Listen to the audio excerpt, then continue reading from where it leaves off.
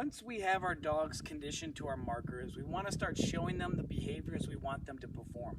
Far too often, somebody gets a dog and before they even have an opportunity to start communicating with their dog, they start asking their dog to sit. You've probably done it yourself. You have your dog in front of you and what do? You go sit, sit, sit, sit, sit, sit, sit, sit, sit, sit, sit, sit.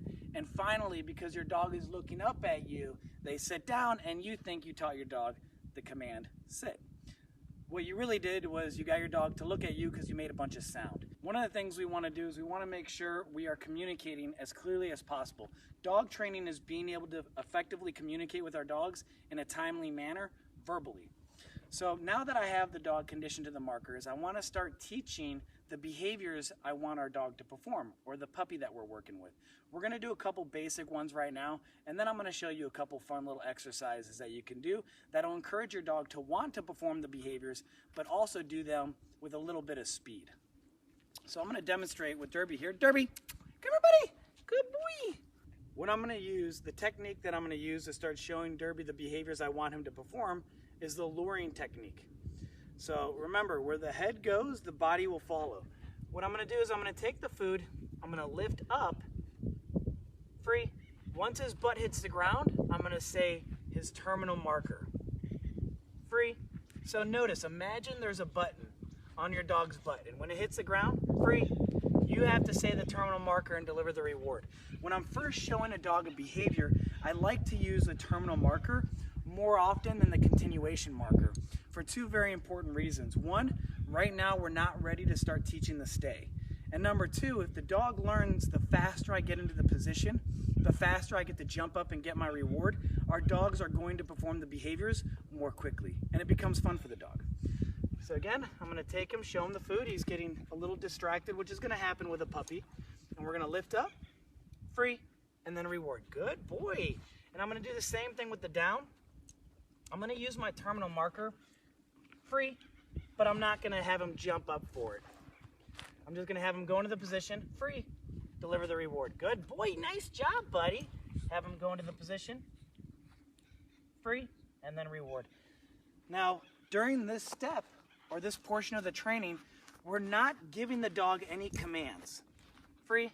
All I'm doing is I'm simply showing him a physical cue that gets him to perform the behavior, free, and then I'm delivering a reward. And it doesn't matter what it is that I'm teaching my dog. Free. I often like to teach my dogs how to come into heel position. Free. Free. So you see, I'm helping him get in the positions I want him to be in.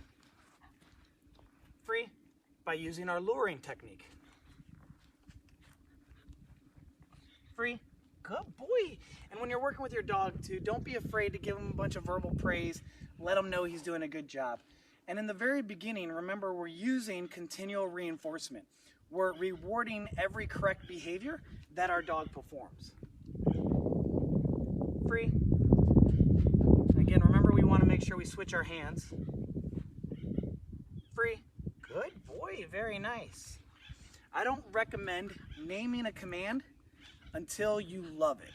When your dog is performing it exactly the way you want them to perform it, when you're using a physical cue, free, that's when you're going to start naming it.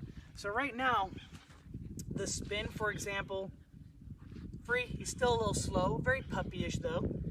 Same thing with the down, he kind of free, it's getting better.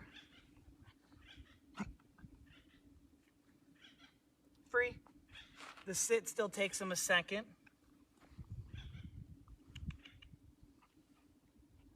Free, good boy, excellent work, my little man. Free, good boy. Oh, you didn't want the reward? A little bit of puppy distraction. I'm gonna go over in more detail exactly how to teach each behavior, but the key point of this particular video is noting that when you're teaching your dog a behavior for the first time, it doesn't matter what it is. Whatever behavior you're trying to teach your dog, you want to first give them some sort of physical cue. So let's say, for example, I wanted to teach a dog to ring a bell in order to go outside. Well, I have to be able to get the dog to do that behavior. Now, there are certain techniques such as free shaping and fixed shaping, which we're going to talk about later in the series. But if I'm trying to present a physical cue, I have to think of what do I need to do to get my dog or my puppy to ring that bell. And I'm going to give you the answer. They're hollow. So the bells that are on the reception's desks at a hotel, the ones that you ring, if we take food and we put it underneath that bell and we set that down, our dog's going to paw at it. Once they ring the bell, we lift it up and we let them get the reward. This is going to teach the dog the behavior we want them to perform while showing them a physical cue.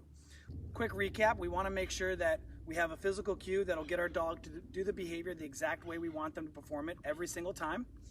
And we want to use our terminal marker more often than our continuation marker during this step, since we're not working on our stay yet, and we want our dogs to learn the faster we perform the behavior, the faster we get to jump up and get our reward, which will speed up those commands.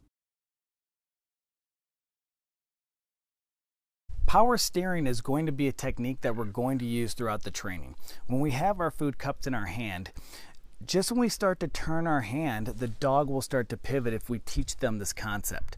The way that I like to teach this at first is I'll get the dog or the young puppy directly in front of me. I'm going to hold the food in my hand and I'm going to start to pivot my body.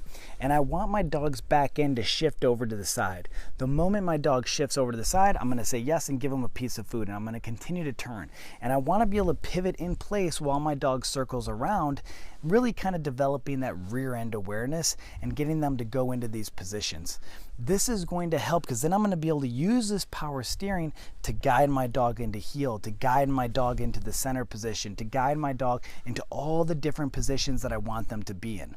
It's easy to teach, super important, and it's going to play a big role in our training throughout this entire series. Let me show you how to teach this. We want to start developing our power steering. So what I'm going to do, and my puppy's starting to get a little tired, but that's okay, we can still work with it. First, go back into just the luring, get him to follow the food, and getting his head to turn back and forth to his left side as well as to his right side. All right, once we have that, what we're gonna do is we're gonna grab the food and we're gonna cup it in both our hands, and all I'm gonna do is place it up against my leg and I'm gonna pivot around. Yes, and when he steps in the direction that I want him to go, yes, I'm gonna mark and reward. And I'm gonna go back the other way. Yes, good. So you see, by turning, it makes it easier for him to pivot around his back end in order to get access to the food. And this is all I'm really doing. I'm just holding the food and I'm spinning, yes, in a circle to get him to follow the food. And this is gonna help when I start using this to go around the cones, to guide them into different positions. It's just that power steering. Same thing if I have them over into heel position, I'm gonna cut my hand and then I'm gonna pivot around with him right there. And this is gonna help, yes, with our left about turns, our right about turns. And I'm giving him food pretty much the whole time. But it's just getting him used to really pushing into that hand, getting that luring technique down, but developing it so well that you can literally guide your dog into any position using that power steering technique. Power steering with little Charlie here. Remember, we want to guide, first get their head kind of moving back and forth.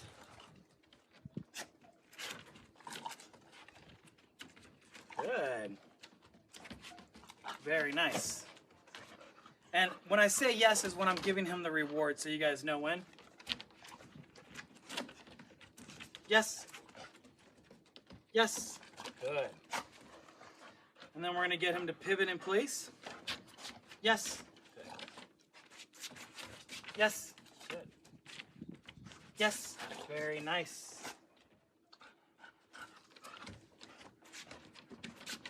Yes. Excellent. Yes. Good. Now that he's doing that nicely, I want to start getting him to pivot in position just using the one hand. Yes. Good boy. And I can also use that pivoting in place. Come here, buddy. Very nice. Good boy. Pivoting to the right as well.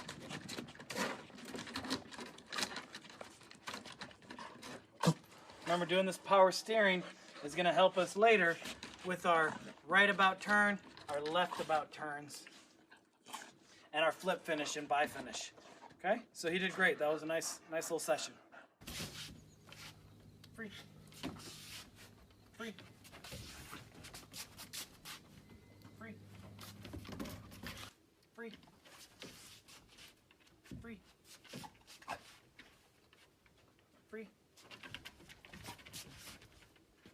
Free. Free. Free. Very good, my man. Free. Good.